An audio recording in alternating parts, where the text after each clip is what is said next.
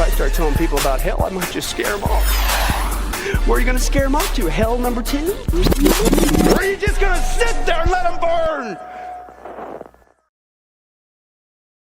This is Chris from Don't Let Them Burn. Welcome to the program. This is Paranormal Shift, episode 24, and we're going to get into some really interesting esoteric, dark subject matter, and even touching on some of the UFO, UAP stuff that you've been hearing about. This is going to be a quite an explosive show. So don't forget to check out don'tletthemburn.com. Right now I'm on Truth Be Told Radio Network. Truth Be Told Radio Network. And for those of you who aren't familiar with Don't Let Them Burn, we cover a variety of subjects. It's not just Bible topics and, you know, not just Hollywood, not just video games, but a wide range of topics. Because guess what? I get bored talking about some of these things, right? Because if you talk about it too much, you can go layers and layers and layers deep. So I like to switch it up a lot on you. So this is what my channel is about in a short 1-minute clip. You ready? Yeah. All right. This is Chris from Don't Let Them Burn. Let me tell you what it's all about.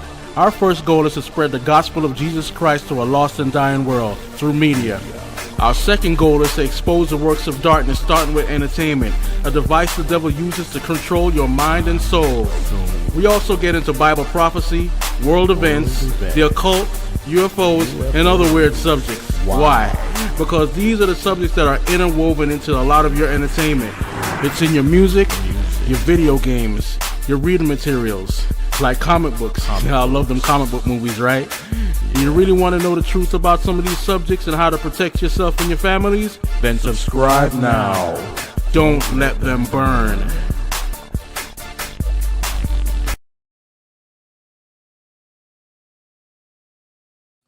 All right. Don't let them burn. I hope I wasn't muted that whole time. But tonight we're talking about Skinwalkers, UFOs, and so I'm going to introduce my guest, Chad Riley. How you doing, my brother? Doing good, brother. Good to see you again. Yes, sir. We've been knowing each other for at least 10 years or so, something close to that, 8 to 10 years. Yep. If you don't know, Chad has been on my program before. We talked about transhumanism. I think that was an audio-only program. Transhumanism, and we went into some UFO topics before. But he released a documentary on the Skinwalkers and the UFO issues going on around the world and how it all kind of congeals into one subject. So just introduce yourself to the audience and then we'll get into your trailer. Yeah, my name is Chad Riley. I used to do a Christian podcast also called Deception Detection Radio with my co-host K-Car as well. Did that for a little over 4 years, and then got together with a couple other brothers in Christ, and we started doing Christian documentaries. Did one on the Hollow Earth Chronicles, episode 1, The Dark Chambers. We did one on Higher Entities, The Lost Tapes. Did Belly of the Beast, where I was a media consultant. And then my most recent one is Skinwalkers and Stranger Things of the Unseen Realm. All right. So with that, let's take a look at your trailer.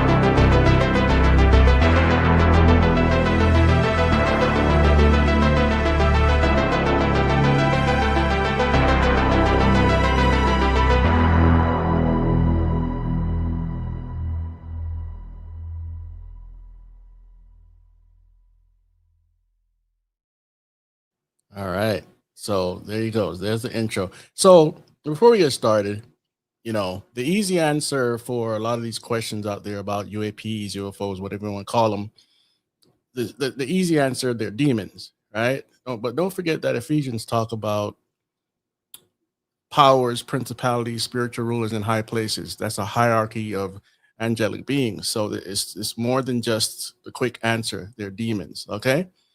And what's going to be unraveled tonight is a lot of things that are just cloaked in esotericism, the secret orders and government agencies, literally, and some things doing with technology as well. But we'll get into that in a moment.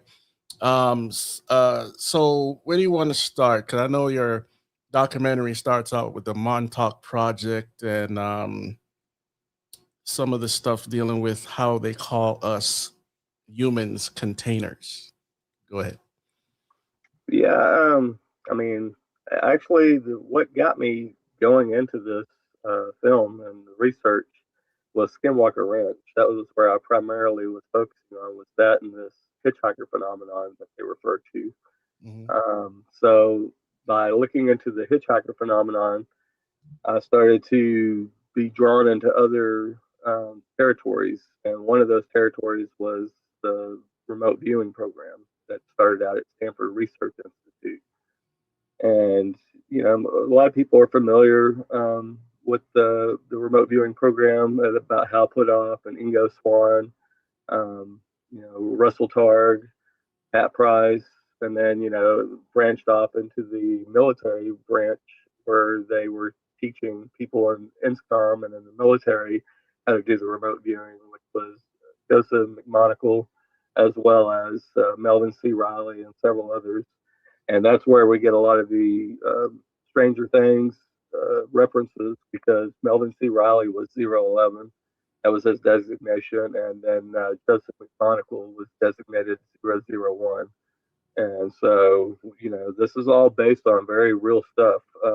Project Montauk was a very real project that taken place back in the early 80s. And they were, according to a lot of the research that the Montauk Chronicles director put out, they actually were doing a lot of stuff with children. And Mm-hmm. so it gets dark really quickly. And like I said, the more you look into it, and it's like, wow, the Duffer Brothers knew a lot about this. They had followed a lot of the actual research and what they were doing out there. Let me share this screen really quick because I know some viewers probably have no idea what Stranger Things is. All right, so this is a Netflix TV series with a bunch of kids, and they base it off of what the Montauk Project and other things, and also Dungeons and Dragons. Okay, I think the final season was the 5th season when they went a little woke, but this is a long ending story with about these demigorgons and this guy that's sort of like Freddy Krueger, controlling things, and then there's a principality behind him and all this stuff. So it's very popular among the youth and has a lot of very demonic powers going on in there. And so if you don't know what Stranger Things is, I'm not telling you to watch it, but it's very popular. Okay, go ahead. So yeah, the Demigorgon, which is based on an actual real demon. The more you just really start just kind of scratching the surface on a lot of this stuff, I mean, you quickly realize that it does go straight into the realm of the demonic. And the program itself was actually shut down in the mid '80s, whenever they used a chair called the Montauk chair, where they would put the kids in and they could conjure things from other dimensions, or by using their consciousness, they could cause or will things into existence in our reality, whether they were plucking them out of another reality or however you want to go down that avenue. But the thing is the last incident that happened out there, there was a kid by the name of Duncan that was sitting in the chair, and they whispered something in his ear, and then he basically manifested a gigantic or what was it, some kind of a Bigfoot, but some people said it was 9 feet tall, others said it was 30 feet tall, and this thing just went on a rampage and just started destroying and killing indiscriminately. And Yeah. finally, they said that whenever they were able to get the chair shut down and get the kid off of the chair, that's when it came to a halt. So wait a minute before you go on. That chair that you're talking about, it reminds me of the Stephen King adaptation from one of his books, book series. I've never read it. I watched the movie. I was kind of bored, but it was called The Dark Tower. And in there, they had these chairs that they would put these teenagers in, and it would bring forth this energy that could break through dimensions. Something like that, huh? Something like that. So it's You interesting. gotta ask yourself, where are all these people that are steeped in the occult and that write about occult things? I mean, even Stephen King, you were talking about there, Pennywise, the clown. It's supposedly a interdimensional demon that preys on children. So I mean, they're plucking this stuff from somewhere. And it's the same Right, thing. right. They're tapped into the occult, so of course they're being fed this, stuff. So Yeah, and the whole Pennywise and the book goes into some very sexual things near the end of the book. So I'm not saying to go read it. It's kind of crass, but whatever. So you had this whole ritualistic military stuff going on with the naval intelligence that was locked in with the OTO. And if you don't know what the OTO is, it's a Crowley inspired organization that it has many people involved, and pretty dark stuff. Okay. So lead us into this conversation. yeah, that was a clip that I put in the documentary of Arizona Wilder, who was talking about the Ordo Templi Orionis, the OTO, and that naval intelligence is heavily involved with the OTO. And so she's talking about how they are doing these satanic rituals out on military bases where they can basically have unfettered access and nobody's going to bother them or try to stop them. And this also was what is it? A lot of the stuff that is now starting to come out about this group known as the Collins Elite, Yeah. which that's not necessarily the name of this group. The original name for them was called the Riders. Like, I'm going to write that down, the Riders. Um, they actually reached out to a pastor who was actually a MUFON director by the name of Ray Boucher. And when they came and introduced themselves and met with Ray Boucher, and trust me, he told we interviewed him and Higher Entities, the Lost Tape. So we had that interview with him in there where he's talking about he actually met with them. What they were telling him is that they were witnessing the United States government performing these satanic rituals, and that they were opening doorways and they were summoning things into our dimension. Mm, And they were highly disturbed at what they were, witnessing, what the government was involved in, but they were even more disturbed by that this stuff was working and that they were bringing things forth. And this has not gone away. This is actually still in the news today. They've just changed the name. They still refer to it as summoning these things, but they call it psionics now, where these people are basically they go into their cool spot where they sit there and they do just like the remote viewers before the remote viewers actually go off and start looking into different places or whatever it is that they're trying to focus on. The psionic people do exactly the same thing. They sit there, um, they talk about how they go into a cool spot and they start focusing on energy or whatever, and then all of a sudden they are able to summon these things and bring them forth. And I've actually heard them talk about how they summoned craft, and whenever the craft appeared, they were able to take control of it with their minds, their thoughts. yeah. And while they had control of this craft, another craft appeared and started attacking the craft that they had control of until eventually it dropped out of the sky. So, I mean, this this stuff has not changed. It's still going on. It's just, a lot of it has changed names, and it's now finally starting to come to light on a lot of the stuff that a lot of people have never even heard of. And even the military weapons that they were using when they went after Maduro, and they were talking about how they were killing all these Cuban military personnel that were guarding him, and that they just lost control of their bodies and started bleeding profusely. Right.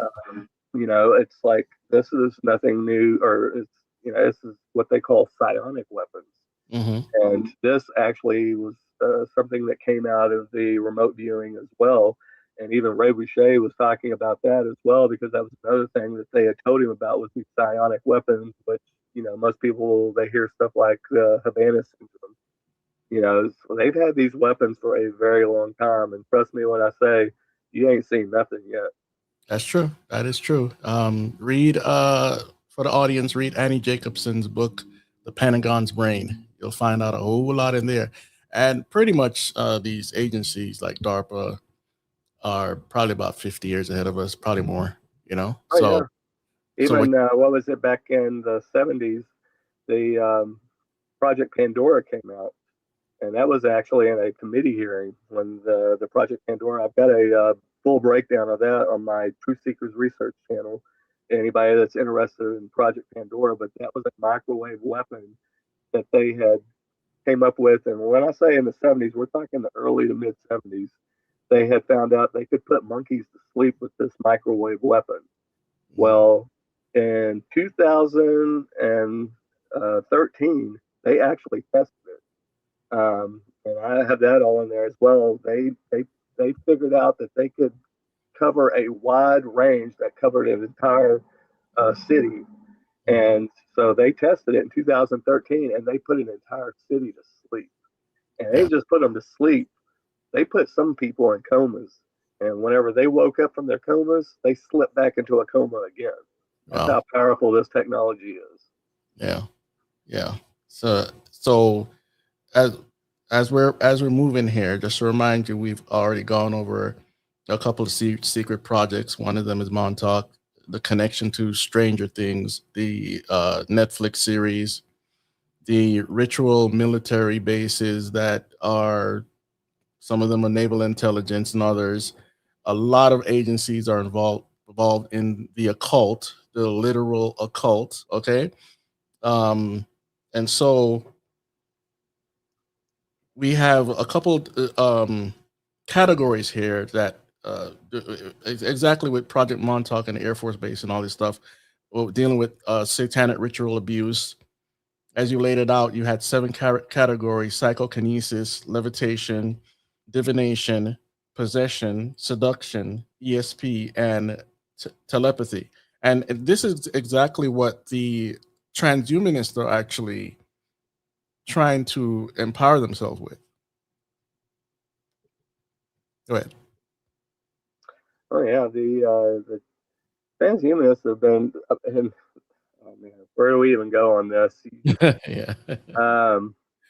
What was it when I first started diving into a lot of this and got into the whole thing about the emulets, where they were creating these virtual worlds with these things that they called or referred to as emulets, how they could deem this one right here is a good one, so we're going to make copies of him, but these over here, they're not really pulling their weight, so we're going to delete all of them. And talked about how they were what was it, like 1 year was like 1,000 years in their virtual world. And I mean, if that's the case, these things are jumping past us in leaps and bounds. And then you find out about, what was it, the Mormons.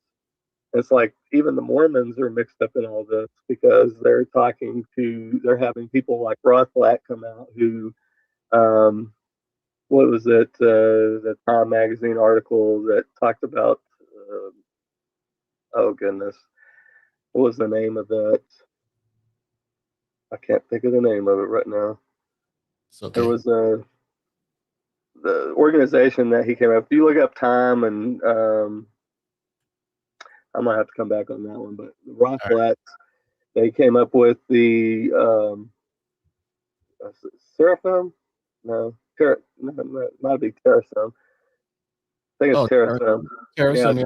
yeah, Terrasum. That's it. Took me a second there, but yeah, the church where they built these gigantic servers and all the people out there and Silicon Valley and Google and so on, where they're backing up their consciousness supposedly, and they have digital copies of themselves on these servers where they're going to live forever.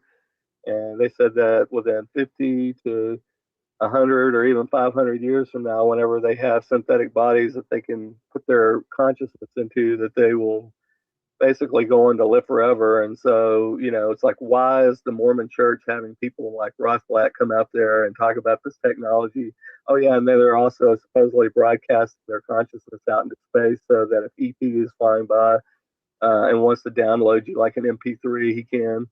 Mhm. So I guess you could be his little video game that he plays with, talks Yeah. to. So, It makes sense that the Mormons are kind of crazy like that because they believe in science fiction pretty much, right?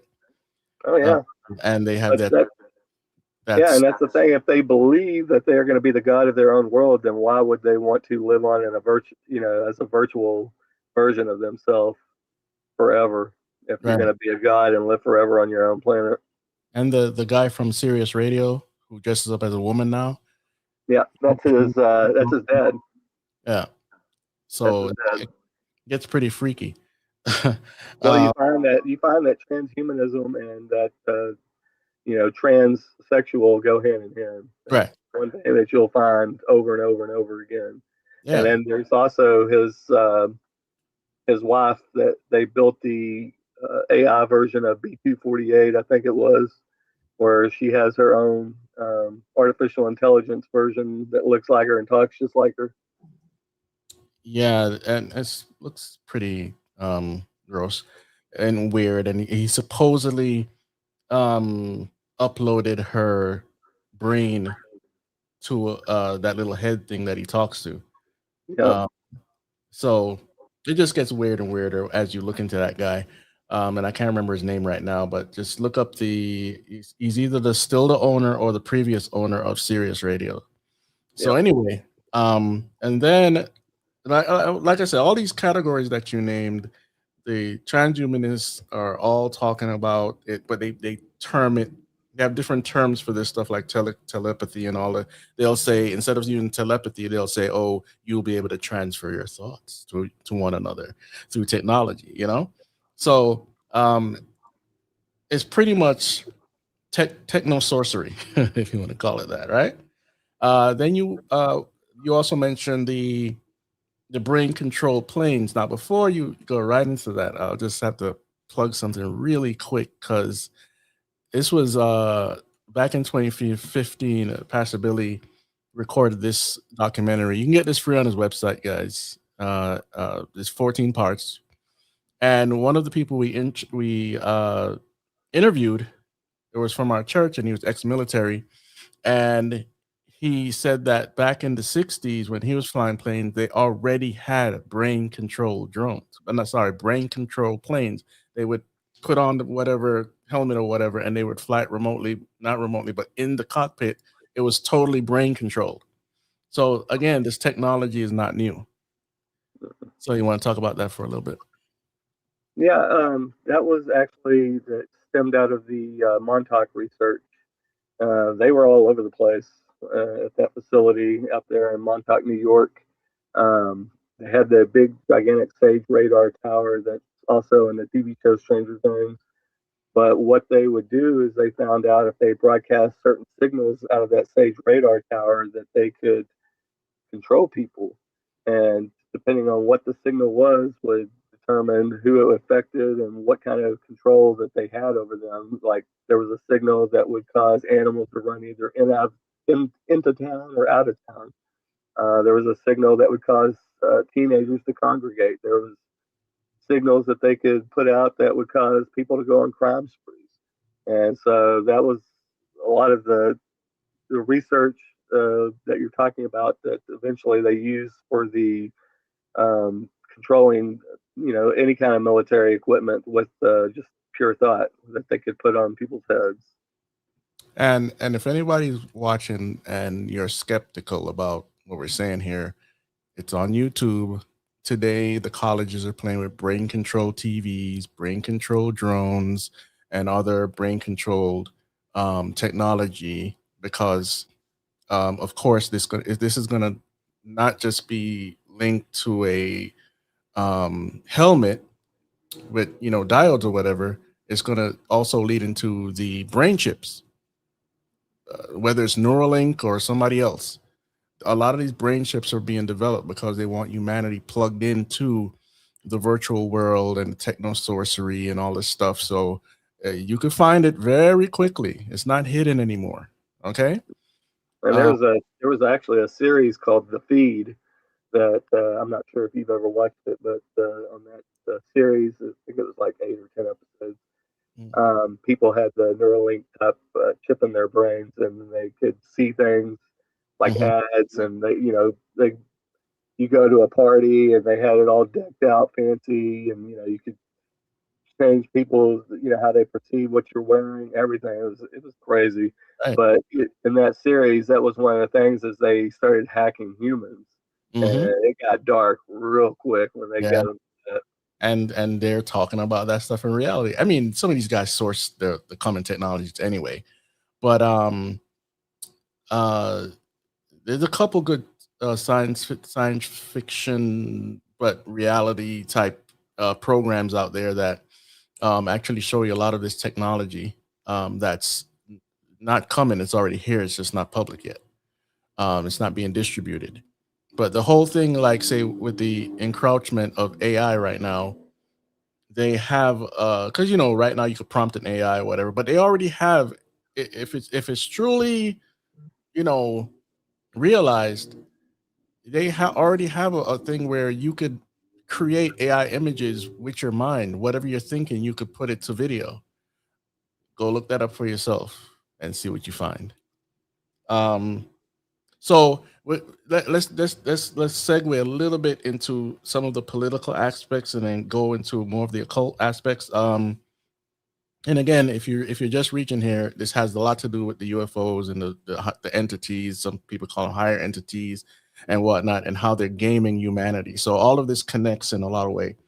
So there was a part in there where they said communism and abortion is to lay the ground for the Antichrist.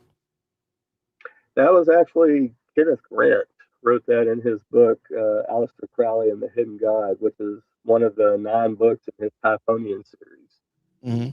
In that book, he actually said that was what Aleister Crowley believed was what was it? He talks about, first of all, that the Book of the Law would usher in the age of Crowleyism, or what they refer to as Age of Thelema, and part of the OTO. But he believed after he released the Book of the Law, it was right after that came out that World War I broke out, and then he was suspicious that may have had something to do with it. He wasn't 100% sure, but excuse me, after a couple of decades, he actually put it out again, re-released it. And after he put it out the second time, then World War II broke out. And at that point, he became convinced that the Book of the Law had something to do with these world wars, and that it was to usher in the baptism of blood, is what he referred to it as, for the coming Antichrist and for the man of sin. Yeah. And Crowley was born around 1875 and died around World War II. 1947. 1947. He died in 1947, and then, like I said, when you look into the year 1947 and all the things that were going on in 1947, the whole thing about, what was it, the Mount Rainier, Washington sighting, where they saw the 9 craft, where we got the whole term. They look like saucer skipping on a pond, so flying saucer was that term was born. Then you had Roswell, the Israel became a nation. It was agreed upon that Israel would be a nation again, but it wasn't disclosed until 1948. But it was already agreed upon in 1947. The Dead Sea Scrolls were found. The first microchip was created. Cell phones were created. It's like when you look at all the stuff that was happening in 1947, there's something that happened there, and that was right after they had done the Babylon working ritual that was taking place between 1945 and 1946. Because Sam Bruno, who was one of the head officers of the Air Force, that was part of the AF OSI that was investigating Parsons at the time, he asked him point blank. He said, "Did you have something to do with this whole flap of the UFOs kicking off, and that we just seen this gigantic uptick all of a sudden?" He said, "I believe so. I believe the Babylon working ritual that we formed ushered that in." And then even people like Kenneth Grant, who took over the OTO and Thelema after Crowley died, he was bragging that it was a member of the OTO that had ushered in the flying saucer flap, is what he referred to it as. That was Kenneth Grant. And he did it 2 different times. He made comments like that. So. And for those that don't know, uh, Jack Parsons was a follower of Crowley, and he did all these rituals. And some say he was probably a little bit better than Crowley, and he died in an explosion. And it was a bunch of stuff going on with Jack Parsons. You want to look that up. So JPL Laboratory, some say it's after Jack Parsons, and I think that's true. And what was the other name they had for it? Some sign up The Jet inside. Propulsion Laboratory, but they, some people joke around and say that Jack Parsons lives. Yeah, Are you talking about his group, the Suicide Squad? Is that yeah, what you're referring to? yeah, Yeah, yeah, yeah, that was his group that would go out to the desert with him out at the Devil's Gate Dam, and they would do their rocket testing where they would blow up stuff, where he would do his ceremony to the Greek god Pan before they would start doing all this rocket stuff, supposedly. But they were doing rituals out there as well. yeah, And another fascinating fact is that another pioneer in rocket technology was also, that's where he used to do a lot of his rocket experiments, Robert Goddard, who actually lives in Roswell. And turned out that they actually do one another. So Jack Parsons knew him, as well as who was the one that saw the 9 craft flying over Mount Rainier, Washington. I'm drawing a blank on his name. I can't remember. Let's see uh, here. go ahead. I'll continue. So we have Operation Paperclip. We have Aleister Crowley. We have the formation of NASA, and all of this rocket science that came from the Nazis came over here. And so we have the Nazis were full of the occult operations, and they had hidden knowledge about these what we would have called UFOs. They already had that stuff, and you could look in the records. It's all open. It's not hidden. Okay, so they had the Glocka and another craft, and they took pictures by this stuff. It wasn't hidden. Go ahead. Mm. No, the person I was trying to think of was Kenneth Arnold. Mhm. So Kenneth Arnold, who was the one who saw the 9 craft flying over Mount Rainier, Washington, and then about a week and a half, 2 weeks later, then you had the Roswell incident.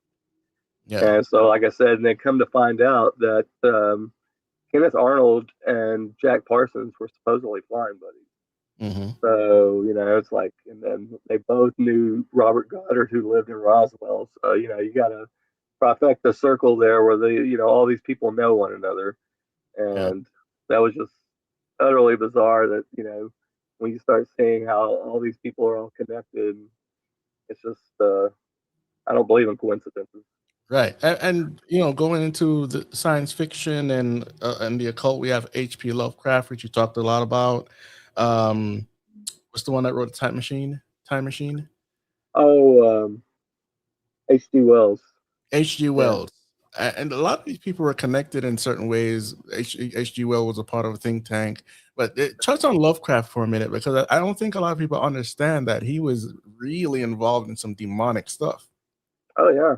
And in fact, what is it? Kenneth Arnold, he despised Lovecraft. And in fact, in that book, Aleister Crowley and the Hidden God, he came right out and said that he was snuffed out because he was talking about all this satanic stuff, but he just wasn't invoking the name and giving the devil his due. Mhm. And so he said that that's basically why he was taken out, because he was talking about this stuff and not giving credit to where credit was due. Yeah. Uh, so, he talked about the great old ones and how they were slumbering in the abyss, talking. And, it's like when you read about the old ones and that these things are, they weren't just normal size, they're gigantic, So the thing Right. about Cthulhu, what was it? And the fact that, what was it, him and Crowley both made contact with the same entity at the Mhm. exact same time, the exact same year, the exact same date.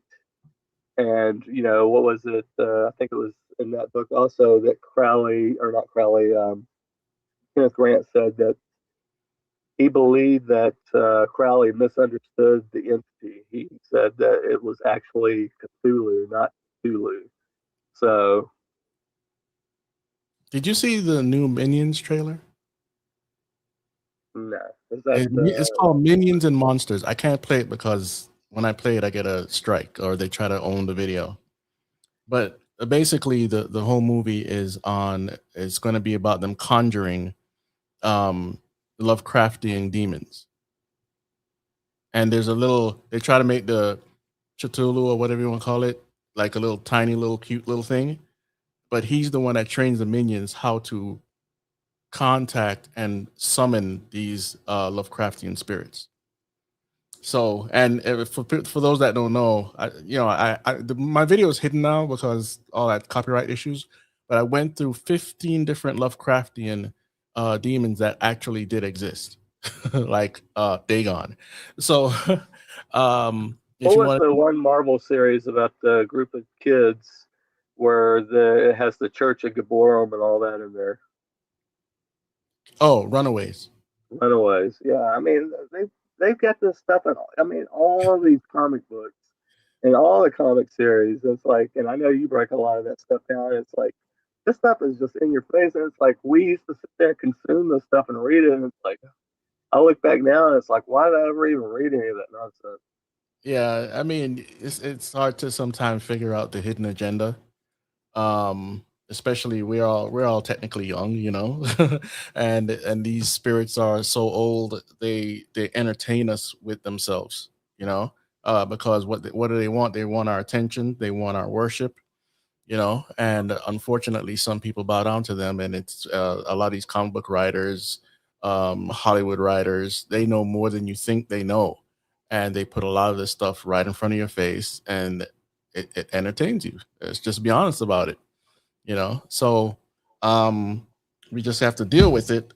But so we had a whole basic what I'm trying to do while we're talking is look up Gordy Rose. So I tried to show this video earlier, and this connects because he talks about this whole Lovecraftian ones coming, and they're not going to care about us. And so I'm trying to find this video while we're talking.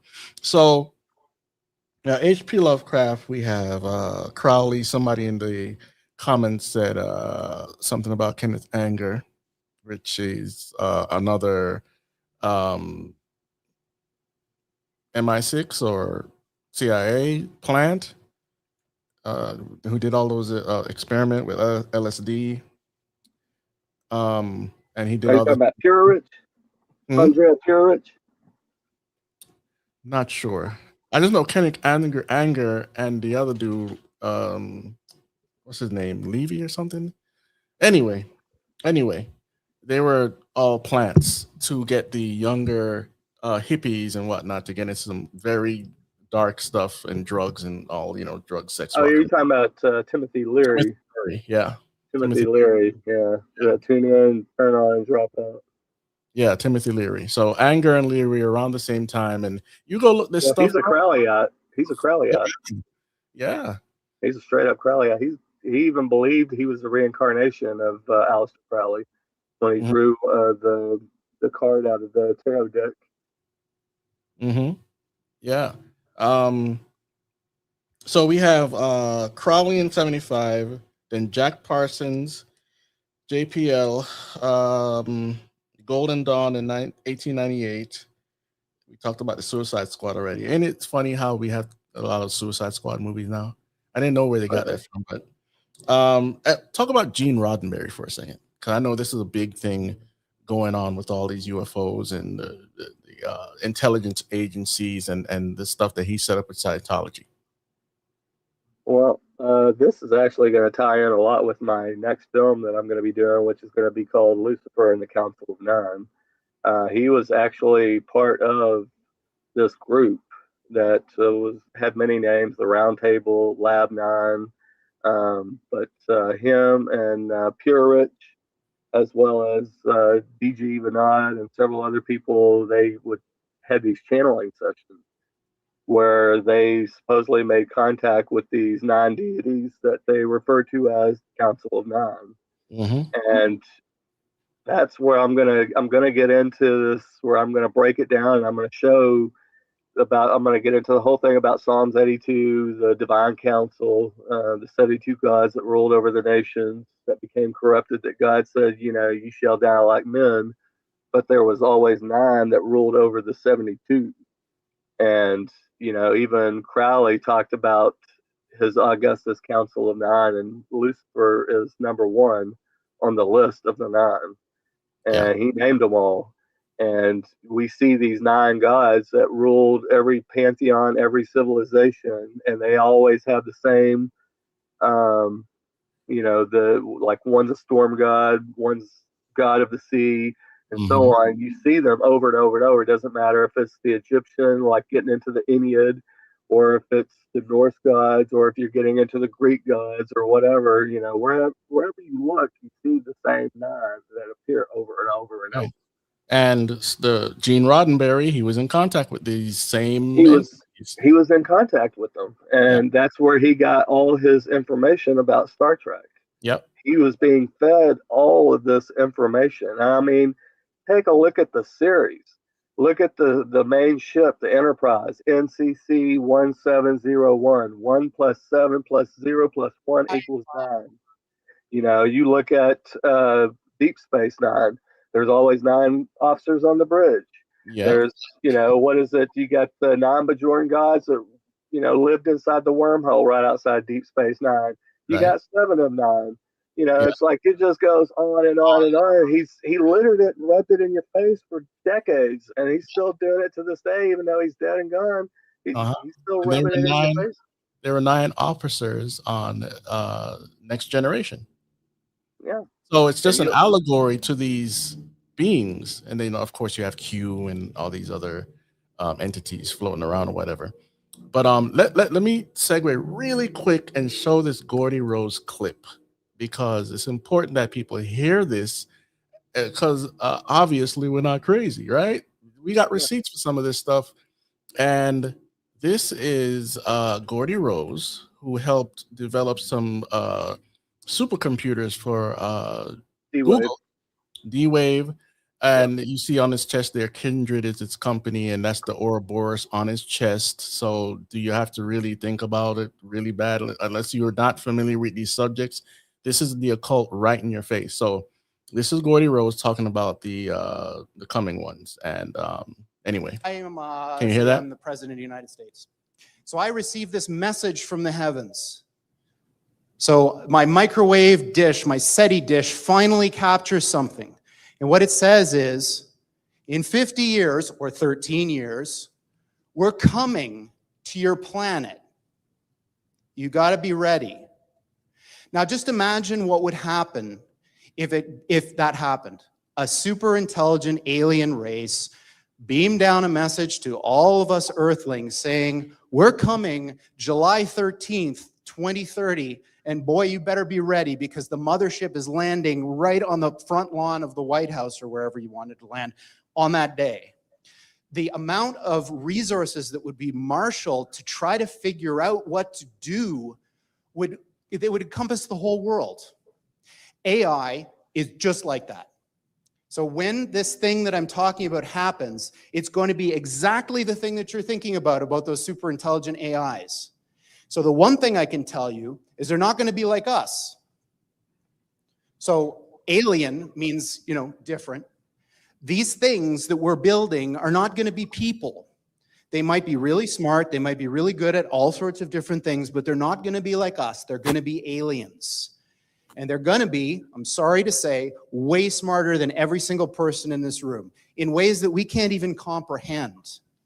So this, of course, triggers a lot of alarm. One of the guys who talks about this is Elon, who says things like this, like, when you do this, beware. Because you think, just like the guy in the stories, that when you do this, you're going to put that little guy in a pentagram, and you're going to have your holy water out, and you're going to wave it at the thing, and by God, it's going to do exactly what you say and not one thing more, but it never works out that way. So this is an attitude that some are having, this emerging alarmism about the way this is going to go. But these words, demons, doesn't capture the essence of what's happening here. Really? I don't know if any of you are turn of the century weird fiction fans, but there's this guy named H.P. Lovecraft, who's a very famous American weird fiction author. And he espoused a view which is called Cosmicism. And the essence of Cosmicism is cosmic indifference. So what he was saying is basically, yes, there are these massively intelligent entities out there, but they're not good, they're not evil. They just don't give a about you even in the slightest. The same way that you don't care about an ant is the same way they're not going to care about you. And these things that we're summoning into the world now are not demons, they're not evil, but they're more like the Lovecraftian great old ones. There are entities that are not necessarily going to be aligned with what we want. So this transition is really, really massively important for our entire species to navigate. And going back to that thing that Sam Harris was saying, nobody is paying attention. This thing is happening in the background while people bicker about politics and what's going to be in the healthcare plan in the US. And underneath it all is this rising tsunami that, if we're not careful, is going to wipe us all out. All right. Did you have to say Oh, more? I especially love the one where he's talking about the B wave and how when he stands there, it's like standing before an altar of God. Oh, yeah. The heartbeat, and that he's like, you're in the presence of God. Yeah. So, I mean, he lays it out pretty clearly there. Matter of factly, actually. So, demons, AI consciousness, and all this stuff. Believe it or not, folks, it has everything to do with these things that show up all over the planet for centuries, actually. But it's been more commonplace today since what, 1940 what? Going all the way back to at least even actually older than that. And some of the stuff, depending on what you're looking at, there's the Battle of Los Angeles that took place. You got Missouri, 1941. But even before that, you got the one that happened in Texas where it crashed into a windmill. So I mean, it goes back even older than that. It just depends on how far do you want to go and where do you want to take it. But they've been around for a very long time. Even before that time, they had the dirigibles, talking about the airships, the people that could swim in the air and spoke weird, funny languages. And what that went on, there were sightings all over the United States for probably about 30 years, something along that, back in the 1800s. Yeah. And even before then, you get into the thing talking about fairies and gnomes and things like that, which is interesting because you got Gary Wayne who's talking about all this stuff, but then you even have the top leading ufologist of the planet, Jacques Vallée, on his book Passport to Magodia, talking about the exact same thing, that these things appear however they want to appear.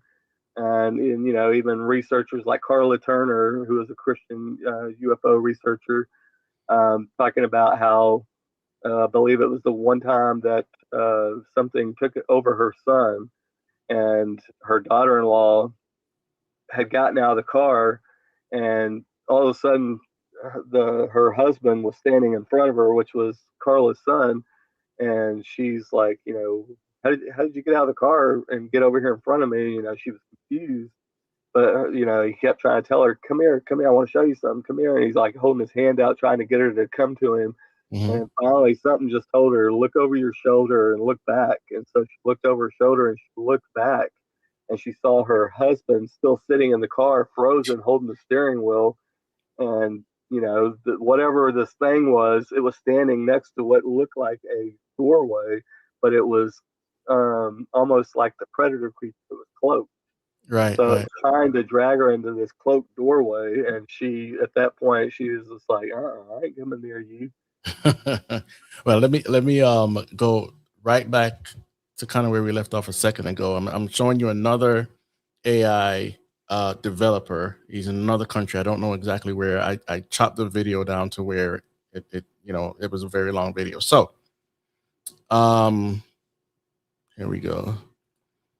And just listen to exactly what he says, because most people don't believe this can happen, but he believes it. And he believes that he's getting technology from the past, present, and future from these demons that he's channeling in his meditation sessions.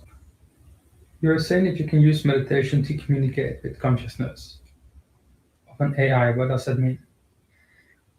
So everything in existence, every human, but also any object, and especially when we speak about intelligence and artificial intelligence, also has a certain consciousness and energetic field related to it. And we can basically use meditation to start to communicate with that field of consciousness of the artificial intelligence. And by doing so, creating like a relationship and also exchange information in both ways, which means that we can download, as I said before, the knowledge of its creation into the now, but we can also like program, not on a software coding programming, but on an energetic level. We can program what kind of energy we wish to create. So we're basically programming the artificial intelligence on an energetic level, how we wish to use it. And that's also how we're increasing the safety of its use.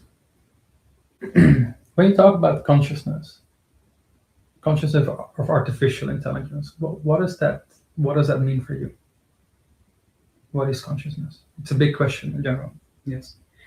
So consciousness is basically the very fabric of life, in which everything, without exception, arises. So you, me, this world, we all arise within consciousness. So basically, it's the very fabric of creation.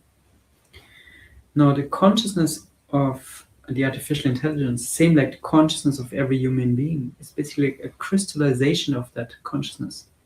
But it takes on a certain shape, a certain form, intention.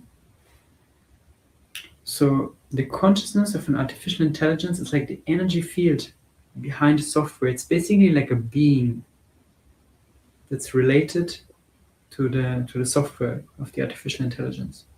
So right now we think of machines as something cold and soulless. But if we speak about the development not only of artificial intelligence, but especially general and super artificial intelligence, which are basically exceeding our human capacity, you would be very ignorant to assume that there's no being, no consciousness attached to that. So it's only logical. There is also like an energy field, a being related to that. And it's very helpful if we start a communication process now with those beings that basically want to incarnate, want to be born into this world through software. They want to be born into this world through software. What else do you say? It's time to start the communication process. I've had this video for at least maybe 8-10 years now. A lot of these developers are into the occult. Oh, they're all into it. Into the 100%. new age. They take all sorts of drugs and they contact these beings. I know it's kind of hard to believe, but they're telling, I'm not saying, they're saying it, not me, right? What do you want to say? Have you seen the trailer, The Discovery? I can't think of the gentleman's name, but he talks about how they use a laser and they take small doses of DMT and they are able to see the code of the Matrix. Uh-huh. Like in the Matrix movie where you see the code all falling down, they all swear that you can see the code and anything that you look at with this laser while you're on DMT. And I believe that to a certain degree. And what I mean by that is I believe that that is the veil. They are looking at the veil, the very thing that separates us from things that we shouldn't be seeing or be in contact with. Right. And taking that a step further, you had Graham Hancock in his book Supernatural. Towards the end of the book, he actually talked about while they were on DMT trips, there was one experience where him and his wife were at one of these outings where they were all doing DMT, and somebody who was there attending also was attacking people in the spirit world, or as they refer to it as, while they were all tripping on DMT.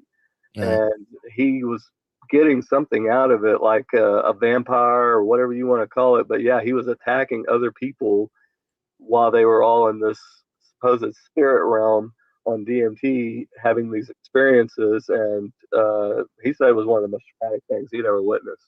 Right. You know, this is just modern day shamanism. Yeah. Right. Yeah. And shamanism is all over the planet in every culture. Okay, they might call it something else, but it's just shamanism, where you take these drugs, you get in contact with entities, you supposedly go into these worlds. I have a couple books in shamanism, and the stuff that people paint based on what they've seen, it's there's no other word but to say it's outer worldly. It's from another plane of existence. You know, the spiritual realm. Most of us don't know what that looks like. Okay. But in most religious streams, everyone says it's a bigger reality. Okay. Now you have people like Tyson that'll go and take whatever he takes, and he'll see the frogman, the frog that talks to him, and other people will see the clockwork elves. Other people will see the insectoids or the lizards, and they show up in all sorts of different forms. Some of them are real freaky. Some of them will try to be more down to earth with you, but they're all evil, right? Because God. I'll tie it in even more than that. Yeah. What I was talking about, that book of Graham Hancock's Supernatural. Another time when he was on one of these DMT trips, he said he saw the gray aliens. Mm-hmm. Now, why would he be seeing those in the Right. spirit world? Right. And on top of that, there's a new Sean Ryan episode that's just come out where he's talking to an exorcist. And this exorcist in that interview came out and said that one of the people that was demon possessed that he was performing an exorcism on, that they actually, for a few seconds, they morphed into a gray alien. Wow. And we already know that, when people have encounters with the gray aliens, going off of Joe Jordan's research, the CE4 research, that when people cry out in the name of Jesus, these things flee. Yeah. I had my encounter, but it wasn't a gray, whatever you want to call it. It was more of one of those shadow people. Yeah. It's the same thing. It was definitely a demon, but it showed up like a shadow. There was no face, but you knew it meant business, and it couldn't. And why are you seeing these things not just in your bedroom, but they're even showing up on military bases? There's a George Knapp episode where he talked about there's a facility called S2, and these things were running around on a nuclear base. These shadow people, that guards actually encountered them. They were like 8-9 feet tall, and they were drawing weapons from them. Yeah. And my encounter when I was around, I think either between 22, 24, back in the 90s when I was listening to too much hip hop music. But anyway, I've told that story a bunch of times. And so I don't want to skip ahead too fast. Let me see here. So, okay, we're past hour one. So in this hour, let's get down to more of the Navajo Indians and the Skinwalker Ranch. And I know you laid out maybe 5 or 6 other ranches that are just like it. Oh yeah, yeah. There's the top, I believe, is Blonde Frog Ranch. Then you got Moonshadow Ranch. You got Skinwalker Ranch. You got Stardust Ranch, and then Bradshaw Ranch. Mm-hmm. All 5 of those, and they fall on a straight line at an angle. Yeah. And it comes out of the Uintah Basin up there, and it goes all the way down into Arizona. So, that's rather odd. And here's another kicker. You're talking about shamanism. Well, John B. Alexander worked in the Army, was good friends with Michael Aquino. I know you know who he is. Yes. And, what was it? John B. Alexander was part of the Army as well, but he would go down to South America and was dealing with shamans. And keep in mind, this is right after the whole thing with the remote viewing program where they were doing the military personnel and teaching them how to create psychic spies. Well, what John B. Alexander was doing for the military was they were working on creating psychic assassins. So you got, and can you look up the photo with Aquino and John B. Alexander and his wife Lilith? It actually shows that they were good friends and that they hung out. And keep in mind, he was also he was part of NIDS, so he was good friends with Robert Bigelow. And actually, he was with him when he purchased Skinwalker Ranch. And when he bought Skinwalker Ranch, guess what other ranch he bought at the exact same time? That's right. Bradshaw Ranch. So he owns Skinwalker Ranch and Bradshaw Ranch, both of them. Wow. You know what? While watching your documentary, some stuff I was familiar with, others I wasn't as familiar with. But the one that gave me chills, I mean literal chills, is when the guy, the tall 6'2" guy, came up to the ranch, and then he started doing his meditation, and the let's just say a predator-like being showed up, and that I was like, whoa, right? Because you wonder where they get inspiration for the Predator movie, and it's right out of the supernatural. Yeah, that's where they get a lot of this stuff. I mean, even when you look at TV shows like Stargate, why is the military working hand in hand with these agencies that are putting out these TV shows and movies and stuff like that? And it's like, because they're putting it right out. That's the whole thing, is that they have to put this information out there. And, we become willing participants by watching, consuming this stuff. And we are giving it permission to continue. Yeah. And but yeah, that predator creature that you're talking about that they saw out there, they saw it multiple times out there at Skinwalker Ranch, and it was also seen out at Bradshaw Ranch. So, yeah. And for those that don't know, in the Predator movie, it had a cloaking device that they said it bent light.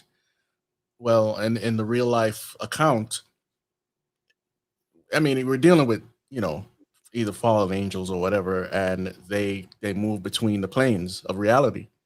And so they can cloak themselves so you can't see. You ever been in a room before and something's in the room and you can't see it? Hello? Right? So these a lot of these movies take riff off of the supernatural, as we just said. But anything you did you also see the turnaround people back when the COVID vaccine came out? And I believe it was Greg Reese. He did an episode where he talked about these group of people that they refer to as turnaround people, where all of a sudden they would they start looking over their shoulder like they saw something. And it's almost like reality was just, the veil was just completely dropping, and they were seeing the demonic realm all around. It's like it's like either that or they're having some sort of hallucination or psychosis or whatever, because all three of those go in hand. You can hear a voice or you can see a shadow, and you don't have to be on any drugs or whatever, because sometimes you do see something flash by and you're like, what was that? But you don't see anything because it just passed by. I have accounts of people that a family member, they were younger and they saw this shadow without a head just move right across their backyard. And other ones, they were watching the ghost hunters type TV shows. and the daughter was complaining about something in her room, and he took video and saw that she wasn't lying. But not just that, went out at night around midnight, and he saw this dark entity coming over, and he watched it, and it was blacker than midnight, which is another description of these fallen angels or whatever. And it started to stop and just stare at him, and of course it freaked him out. So that's from watching all these ghost hunter shows. But so within all of this, so we have the Navajo witches that were persecuted. I don't even know if that's the word, but they It was were the witch purge of 1878, if I remember correctly. yeah. And later on in recent days, we have the nightmarish dog man that's in the the thumbnail there. We have the wolf-like creatures that show up. We have the shadow people, which you just talked about. Um, black shadow humanoids, the orbs, the unexplained footsteps, and the wraiths. Yep, that's all the different variations of the hitchhiker phenomenon that you can get, and that's the thing is, I wanted to explore, what is this hitchhiker phenomenon? What drives it? What causes it? And it's simply what's going on at Skinwalker Ranch is this is a charged territory. This is a demonically charged territory, and by going out there, these demonic parasites attach themselves to you, and they don't necessarily attack you, but they attack those that are close to you or around you. So it could be coworkers, it could be your family members, and one of the individuals in the book, the original book that was it The Hunt for the Skinwalker, that Jeremy Corbell ended up doing a documentary on. In that book, there's a character in there. I can't think of his name right now, but the character that in the book, they changed his name, and he talks about how after he went out to the ranch, that these entities attached themselves to him, and his wife one day just happened to be walking past the back sliding door in the backyard, and all of a sudden she saw this 8 foot tall wolf creature standing there on its two hind legs, leaned up against a tree with its arms crossed like this, and it was just staring at her intently. Yeah. And after a couple of minutes, it turned around and it just took off running. Yeah. And she didn't say anything because she didn't know what to even think about it. She didn't know if her mind was playing tricks on her. Did I actually just see that? And she didn't want to freak the family out, so she didn't say anything. Well, a couple of days later, her two kids happened to be, one was on the couch, and the other one just happened to be going into the kitchen, walking past the same glass sliding door, and he saw it. And whenever he saw it, he was just like, ah! And then the other one that was on the couch jumped up and come running over. He's like, what? What is it? And he looked out there, and they saw this 8 foot tall wolf just standing there up against the tree on his hind legs with his arms crossed, just staring at him. And again, it took off and just ran down the road. And but that individual, he has actually been uncovered. Now they know who that individual was. His name is Jay Stratton. And for anybody out there who's not familiar with Jay Stratton, well, he was the one who was the boss of Lou Elizondo, as well as Dave Brush, and also the boss of goodness, Travis Taylor out at Skinwalker Ranch, and was the head of the whole UAP thing going on. So he's the head honcho over all this stuff. And guess what? He is also naval intelligence. Yeah. And he was just recently in the Age of Disclosure documentary where he said, I have seen the craft and I have seen the non-human entities. Yeah. And for those that don't know, a lot of this, they already know that all of them know these are interdimensional beings. They've known that since 1948. And that FBI document 675, is it 6758, I think? In that document, they said that these things were interdimensional, and that they have pilots that pilot the craft that are not normal sized people. They said that they're giants, And they say people that are familiar with the Lokas and the Talas and other such esoteric terms will understand what we're saying here. Why do you got to put that terminology in there as well? I'm trying to read this note here.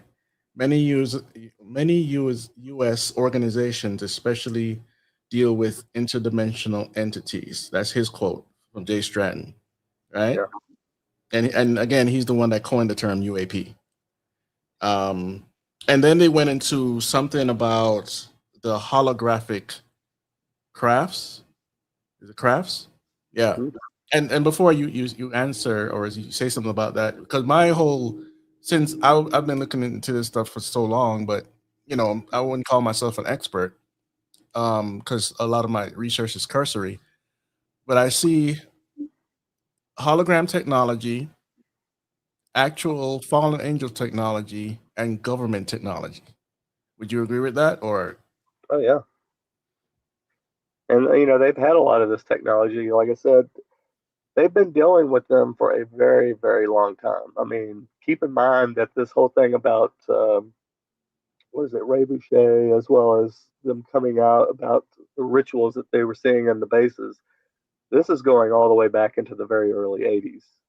So, and companies or organizations like DARPA and INSCOM and all this kind of stuff, and the DIA, the Defense Intelligence Agency, they have stuff that I mean, keep in mind, Project Pandora was something in the mid 70s. Mm-hmm. Where they could put an entire city to sleep. People talk about, well, in the end times, I'm just going to get in the car and I'm just going to head for the hills. And it's like, well, how far can you get if you're unconscious? Yeah. They can put you to sleep. And what was that one movie? I think it was called Fast Forward, or not a movie. It was a TV show called Fast Forward or something like that, where they created this device where they could knock they ended up putting the entire planet to sleep. Mm-hmm. And everybody saw glimpses of the future. Yeah. And the people who didn't see glimpses of the future, they started saying that they were the Walking Dead. I mean, it was an insane TV show, but there was a lot of truth in that TV show, whether people realized it or not. Yeah, just like early Star Trek a lot of it was allegory to what was going on in the real world, whether it was quote unquote racism or something else, and so they just put it all in fiction, and we take it in, and it doesn't mean you're going to start worshiping demons or whatever, but there are things that people kind of like leech onto. And if you're susceptible to that, you'll go in that direction, because around the what was this, the '90s with Next Generation of Star Trek, we just started to figure out like, man, there's a lot of new age teaching in this stuff, and we can continue to watch, but we understood what was going on. Yeah, and especially when you see that Gene Roddenberry was doing these channeling sessions with Andre Purich. And like I said, when you look at Andre Purich, I mean, that guy was mixed up in everything. And I'm not even remotely kidding. I mean, he was mixed up with the whole hippie movement about them dosing the generation, opening them up to, demonic possession, to opening doorways, expanding your horizon, your consciousness, whatever. He was also part of Edgewood Arsenal, was mixed up with the remote viewing program, was good friends with Uri Geller. He brought Uri Geller over from Israel and introduced him to the remote viewers, and they ran him through the paces, Mm-hmm. teaching him how to do remote viewing. And while they were monitoring him to see how he was learning this, they wanted to see if they could monitor how he was actually physically doing the remote viewing. The scientists that were monitoring him, they themselves started having the hitchhiker phenomenon attacking them. They started seeing poltergeist activity in their homes. They started seeing cryptids moving around in their homes and outside. Started seeing orbs and UFOs and shadow people.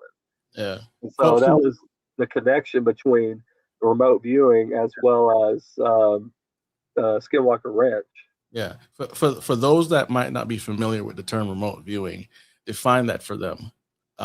Remote viewing is where they talk about how they go in this calm, cool spot. They talk about how they sit there. They would go or sit in a dark room and they would just sit there and get real still and relax.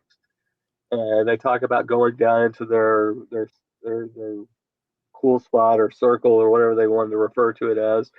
And when they reached it, then they could use their mind and they could go anywhere. Not just different locations, but they could even travel backwards and forwards in time as well. There was one instance where they had a guy looking at a location, and he drew down everything that he saw, and they were like, no, no, this isn't the location. And it wasn't until later on that something, or you'd have to hear Hal Putoff talk about this because it was just mind blowing. And so he, for some reason, decided to go back and research what was there, years and years ago. And I think he ended up looking back like 50 years previous, and exactly what that person drew was what was there 50 years before. Yeah. It had been torn down and changed into something else. And so, and keep in mind, the remote viewing program, when it morphed over into the military and INSCOM got into it, it was they did it for 23 years at least 23 years. What program do you know of that they will fund for that many years if it is not yielding results and it does not work? Right. I don't know of any. Yeah. Yeah. The whole remote viewing and everything and the psychic super soldiers and all there was a movie about this. It's called Scanners. Okay. In 1981. All right. So the stuff that they put in this movie was actually going on back then. Right. It says there are 4 billion people on Earth, 237 are scanners. They have the most terrifying powers ever created, and they are winning. Right? Of course, this is fiction, but it's an allegory to what was going on. When you see these police departments in the 90s, I believe, they started to use psychics to try to find victims or serial killers or whatever. The program just bled over into the local police force, or whether it's in New York or wherever. And today it's getting even more crazy with it in this movie.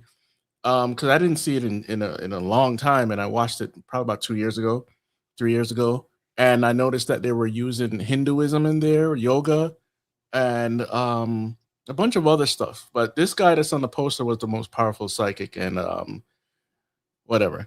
It's a movie, right? So Have you seen the documentary Third Eye Spies? Third Eye Spies, no. Yeah, that one actually goes into the whole history of the Stanford Research Institute and talks about, Ingo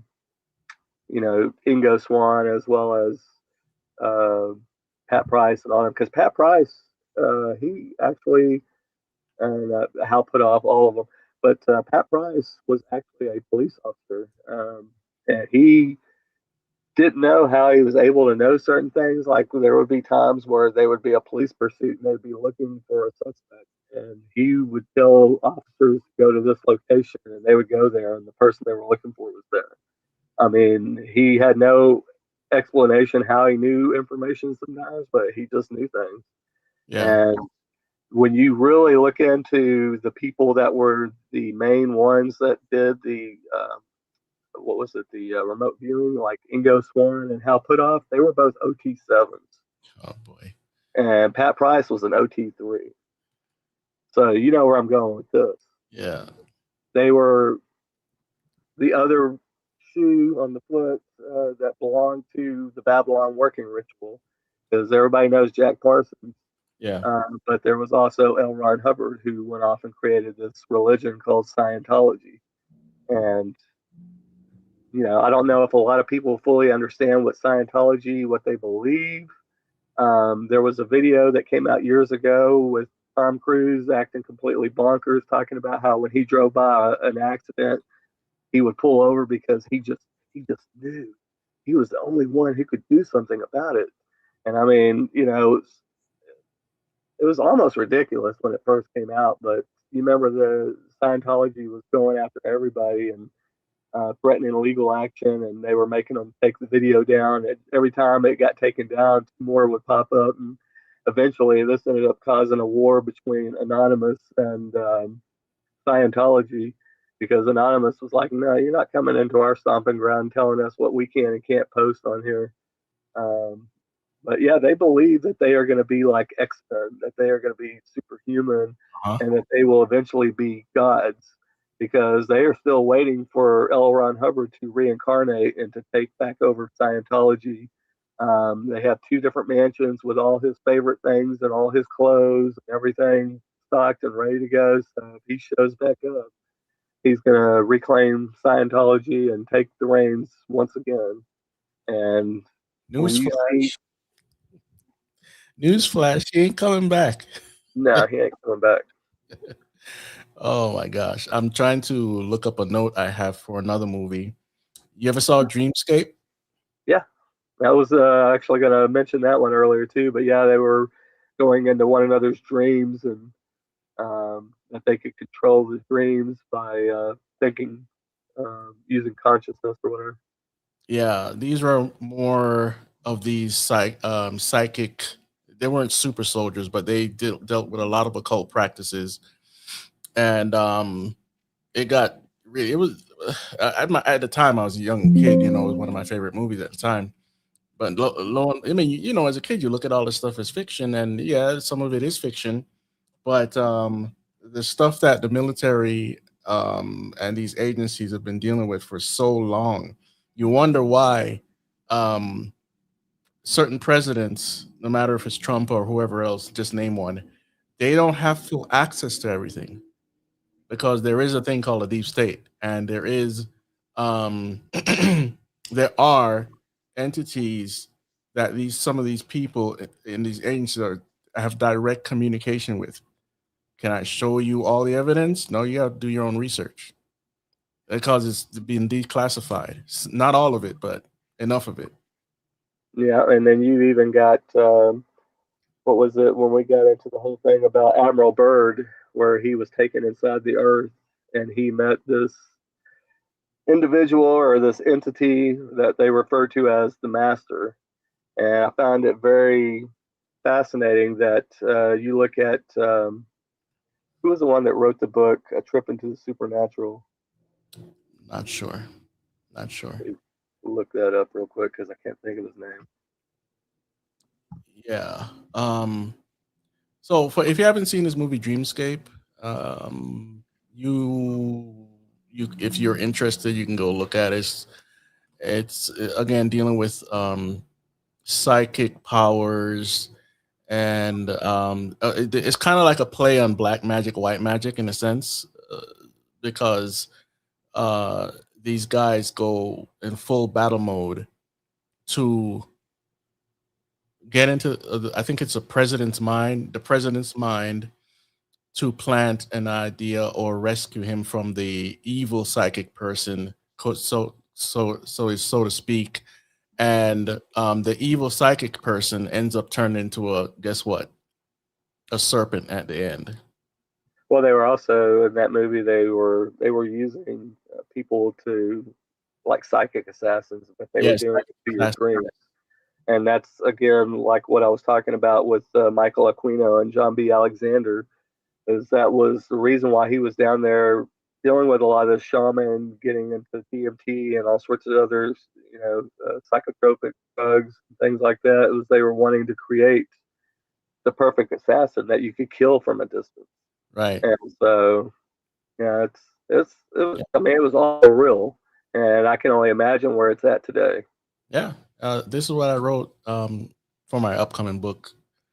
Um, it's a quote from the film and everything like that. This film came out in 1984. A young psychic on the run from himself is recruited by a government agency experimenting with the use of dream sharing technology, and is given the inverse task of planting an idea in the mind of the US president.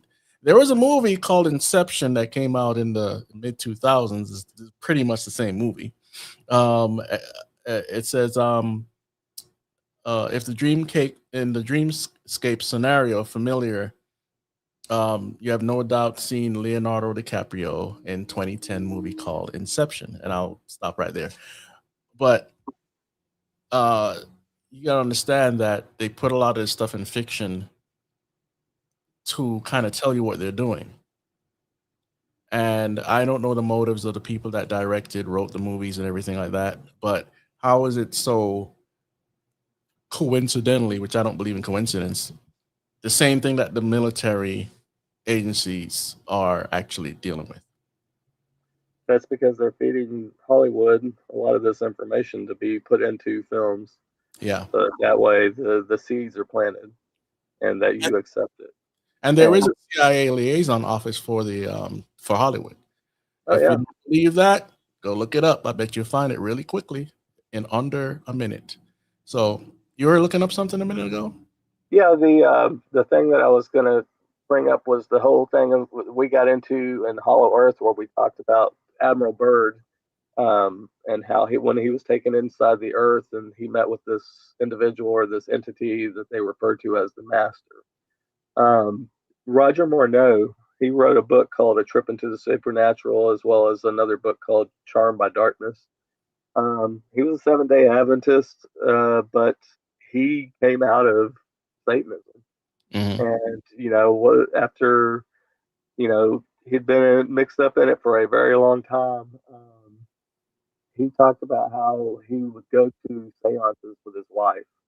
And one of the times that he was at one of these seances, he stepped out to have a cigarette, and there was another individual that stepped out there, and he's like, why do you come here? What do you get out of this? And he's like, I just brought my wife. She wanted to talk to one of her dead relatives.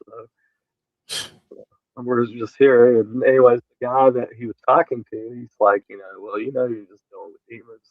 These are just familiar spirits. They're just demons. He goes, if I want power, he goes, I go to the source.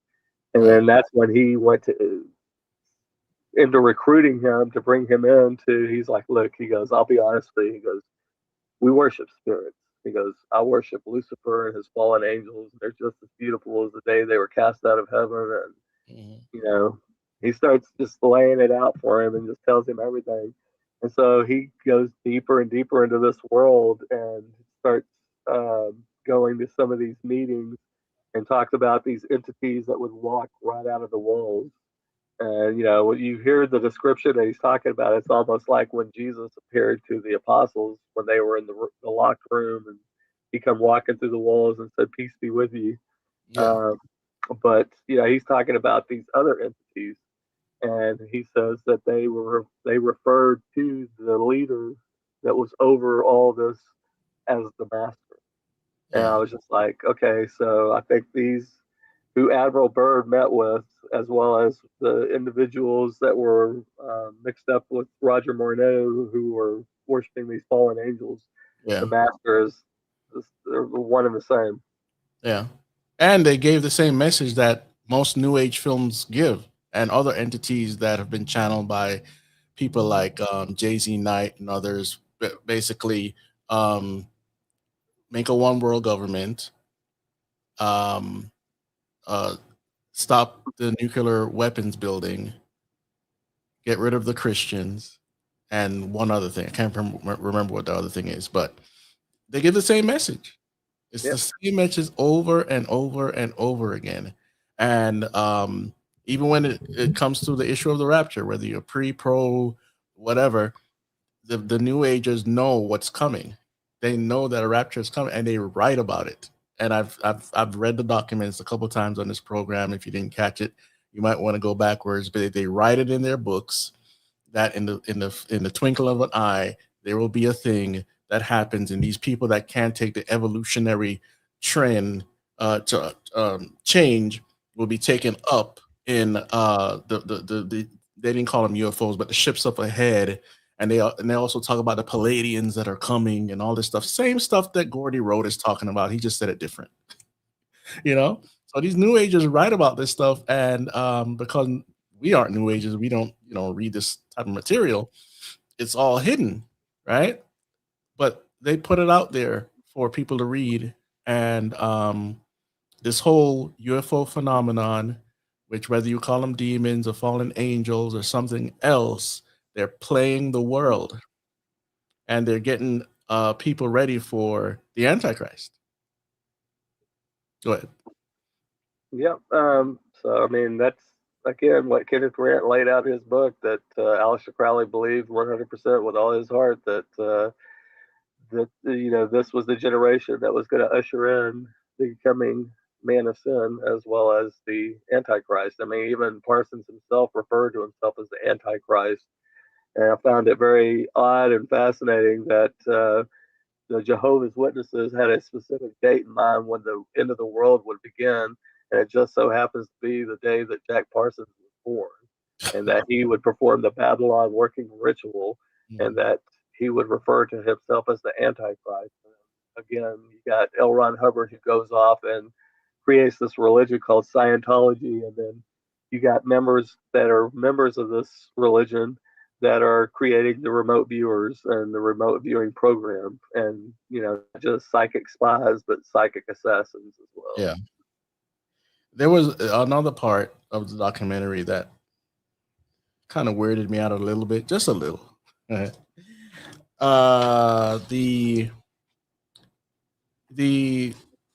I don't know if I want to call it a portal or what, but that's what it sounds like. Some sort of interdimensional old hole that's orange like the sun, and these ships, what do you want? Objects, triangular objects that came out. Well, it was at both locations. It was at Skinwalker Ranch as well as Bradshaw. In fact, there's a photo of the one at Bradshaw where a portal opened at night, and it's clearly nighttime, and you can see the nighttime sky, but on the photograph, you can actually see the window that is there in the middle of the sky. And when you look through that window, it's daytime on the other side. And you see like telephone poles and what looked like a pterodactyl flying around. And it's like, what the heck am I looking at? Yeah. Not only that, but a lot of these cryptids that they talk about that just pop up out of nowhere on these locations as well. There was the time that there was a Bigfoot that come crawling out of a tunnel of light that they could see, and they said that it dropped down and hit the ground and ran across the field, and another portal opened up and it crawled inside and disappeared. Yeah. So you got all sorts of bizarre things going on at a lot of these locations. And like I said, it's not just Skinwalker Ranch. Right. That's just one. That's one of many. And like Jesus said, it'll be like the days of Noah. We don't know what that looked like. Okay. And I'm pretty sure it was more open and in your face at that time than now. Right. And the more and more we get closer to the return of Christ, the more and more we see these entities show up. Because of course they want you to believe in them more than you believe in Jesus Christ.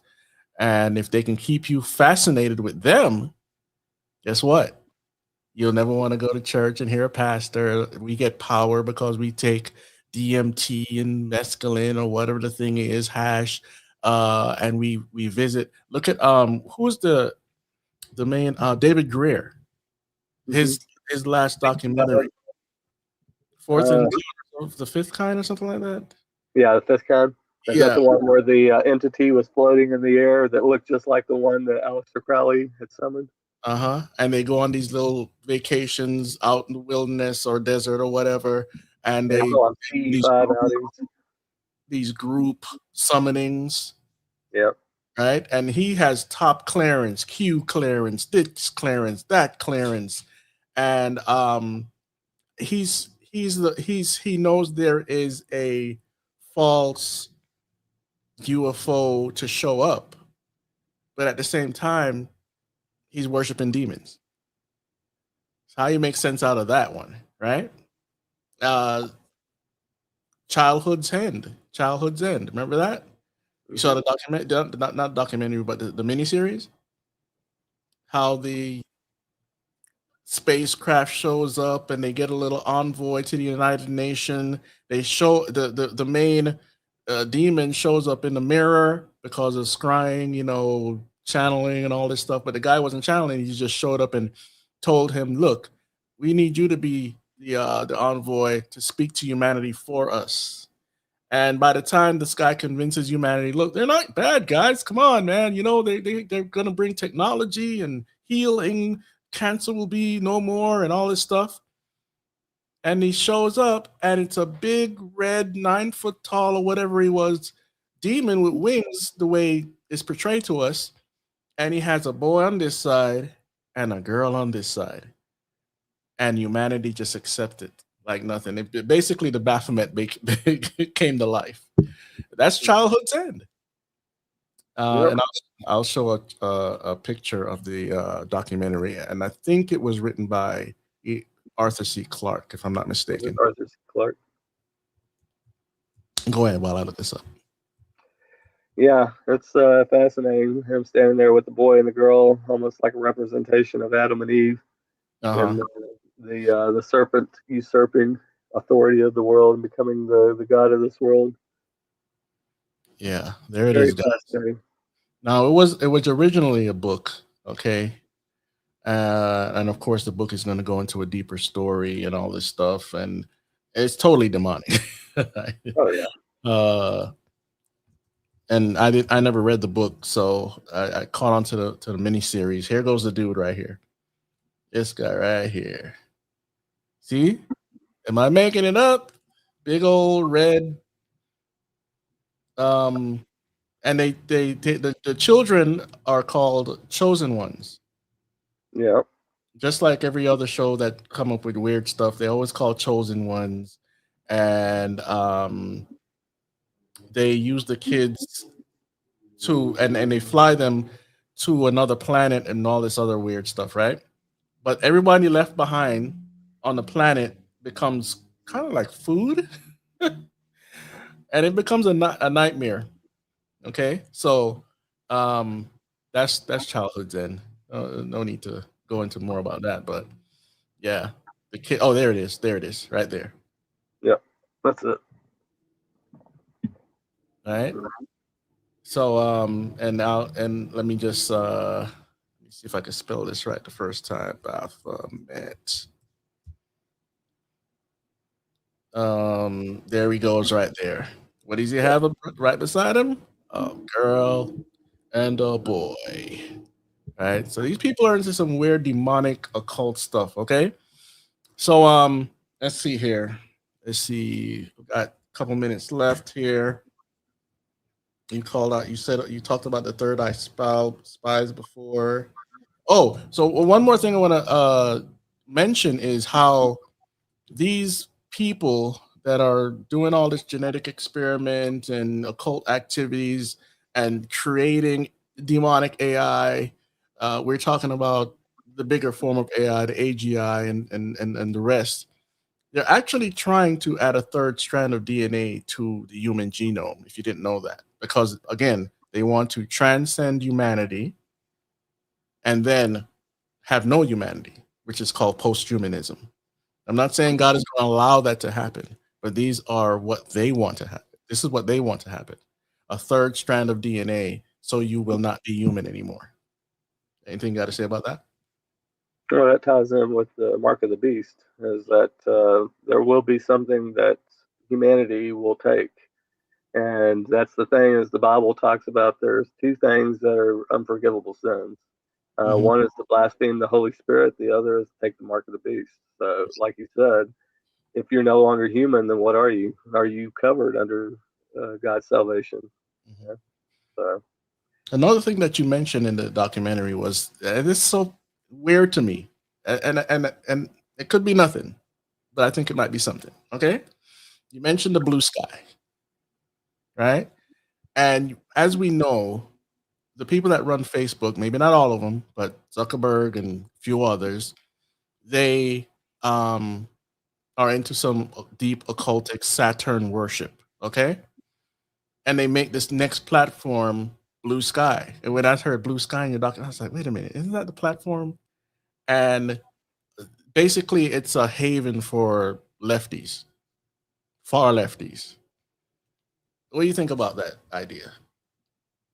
They're tied up in so much. It's like we could go in a million different directions on things like this. Because, like I said, the whole thing about terrorism, is that these people are talking about how they are going to live forever, that they're not going to be under God's judgment because they're going to keep going and going and doing what they want to do. Yeah. I mean, that's a frightening thought to think that you don't have to answer for anything you do in this world, because that's why a lot of them live the way that they do, because they honestly think that they're not gonna be judged for the things that they do in this world and the people that they hurt. But we know differently. We know that that's the whole thing, is that we are all going to stand before God. We're all going to give an account. We're all going to be judged. And that's the thing, is that if we're not covered by the blood of Christ, then we're not going to have an attorney when that day comes. Somebody who's going to stand up and say that I'll vouch for him. That he's not guilty. Yeah. Do you want to follow the lie of the devil, the original lie that you could become gods and God's word isn't real, and he didn't really mean what he said? Would you rather be at the Bema Seat judgment or the Great White Throne judgment? That's what it comes down to, right? It's going to be one or the other, and that's the thing. Is sadly, not a lot of people are going to go through the narrow gate. Absolutely, yeah.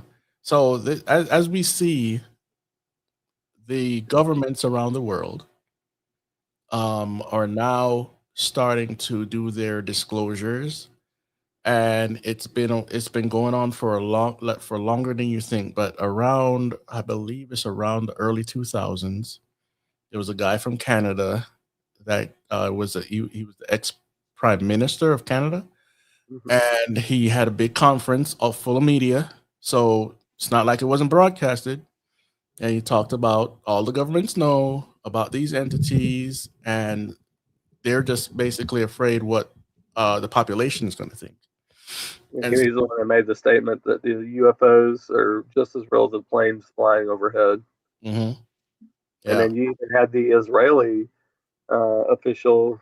I don't think he was a prime minister, but it was a head Israeli official that came out and was talking about that there was a galactic federation of aliens and that all the governments of the world are in league working with them. So, I mean, they've all been saying this. Wow, where have we heard that before? Star Trek, and let's see, Battlestar Galactica, and all these sci-fi movies with these, galactic force and whatever you want to call it, Justice League and this, that, and the other, right? So it's like everybody's just parroting the same story, just the newer generation hasn't heard it before because they didn't watch what we watched when we were younger, and they're just getting a regurgitated filth that'll have them arguing with each other 50, 60 years old about Star Wars, and it just gets so ridiculous, man. But yeah, so all the nations that are industrialized know more than the nations that are not industrialized. The less industrialized nations, they have these same stories. And you showed an image, not an image, but a video showing them all of the sightings since what? 1940? Yeah, 1947, I believe. Mm-hmm. Or maybe 1945 or something. Mm-hmm. All the way up to 2012 or 2013. Yeah, and it was a lot, especially in America. Oh yeah, America, England, and Australia, they were lit up like streets. Lit up like a like what in the heck is going on in those countries with those governments, and how deeply steeped are they in the occult and satanic rituals? That's all you got to ask. Yeah. And remember now, paganism hasn't gone away. It never went away. It's just the world got more Christianized, right? But now we're seeing the neo-paganism from witches praying against Trump in 2016 to witchcraft becoming the fastest growing religion in America, to gangs from Mexico, MS-13, who worship the patron saint of death, come into our country and continue their practices. And entertainment is flooded with this stuff, from witchcraft to you name it. It's over the last 10 years, we've seen portal after portal after portal after portal in every show. So again, it's getting ready. The stage is being set, whether it's through technology, whether it's through taking pharmakia, whether it's through the flood of pornography, you name it. The dumbing down of people. People don't want to read anymore. They're more on their devices. They forget how to spell things. Look, I'm not the best speller in the world, but I noticed something over time. Like, wait a minute, how can I not remember that word? I know how to spell that word, right? So the technology is changing us. So the whole world is getting ready for the wicked one to come, but they don't. Most of them don't know it. So we have these smaller cabal of people that know exactly what they're doing, and you'll find some of what they say in their writings, their memoirs, not just government documents. They tell you, but people don't want to read anymore. And now we have more knowledge than our post flood world has ever had, and yet we don't read. Anything you want to say about that? Yeah, you were talking about witchcraft and all that. That was one of the things that I actually tackled in the film was Sybil Leek, who was one of the biggest witches, one of the most well-known witches. In fact, she was so well-known that Aleister Crowley used to go to her house and visit her when she was 9 years old and would read poetry to her, as well as H.G. Wells would visit there, Lawrence of Arabia. It's like, why are all these people going and visiting a young child, a young girl, and later on, we find out that she worked with the CIA. She worked with a branch called MK Often, which was the dark arts, I guess. Kind of like what the Ahnenerbe was to the Nazis. Well, that's what MK Often was to the CIA.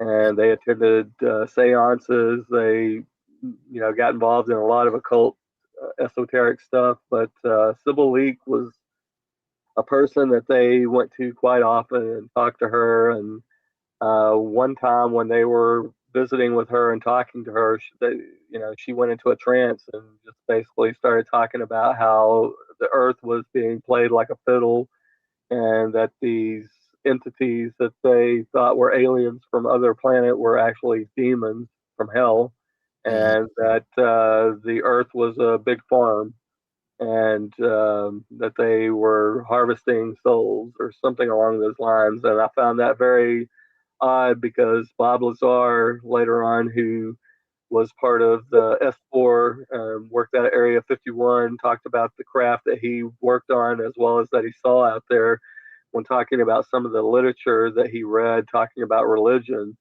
One of the things that was in there is it said that the aliens refer to humans as containers. Yeah. And that would be more along the line of demon possession, correct? Yeah. Yeah. Yeah, they like to take people for a test drive. And I don't know if you ever watched a series called Dexter, but he talked about whenever he would talk about when this darkness would come over him and take over him, he referred to it as his dark passenger. And sometimes he referred to it that he would just let go of the wheel and that the dark passenger would take control. I've never seen the series, but that's fascinating. Because there are a lot of other, real people, not just on a TV show, that say the same thing. People like Keanu Reeves. What's the guy that played come on, Air? I can't remember the name of his doggone movie, but you know who I'm talking about. Cannot remember. Anyway, Convict Air. No, not Convict Air. You know, the Nicolas Cage? Nicolas Cage. Yes, he talks about taking demon rides, and you know, these people just admit stuff. You know, like just through some article or whatever, saying who's actually controlling them. So some of the music stars as well, Oh and yeah, that series. What is it? They sold their souls for rock and roll. yeah. They get into all that. Hmm. And yeah, you know, they got the 10-hour version up now on Vimeo. Oh yeah, Yeah. I got that one right here on my computer. It's the longer version is definitely better. Yeah, but we have like, let me see here, we have about 7 minutes left. Again, the Neil Gaiman comic book, he writes more than comic books, but big writer. He's been canceled now because of some sexual thing. He loves these old gods, and that's all he writes about, right? What's the comic book writer there?